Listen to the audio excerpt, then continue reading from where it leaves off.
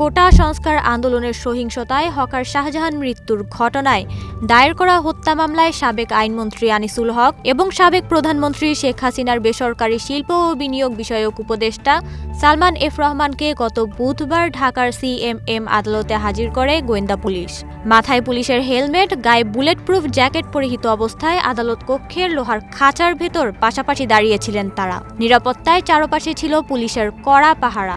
এ সময় তাদের পক্ষে কোনো আইনজীবী ছিলেন না। সন্ধ্যা ৭টায় তাদের আদালতে হাজির করা হলে ব্যাপক ক্ষোভ প্রকাশ করেন বিএনপি সমর্থক আইনজীবীরা।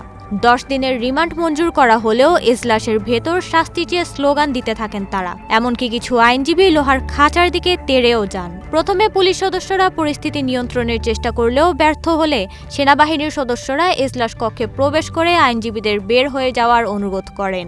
পরবর্তীতে আনিসুল হক ও সালমান এফ রহমানকে পুলিশ সদস্যরা হাজতখানায় নিয়ে যান। সে সময় তাদেরকে লক্ষ্য করে একদল লোক ডিম ও জুতা নিক্ষেপ করতে থাকেন।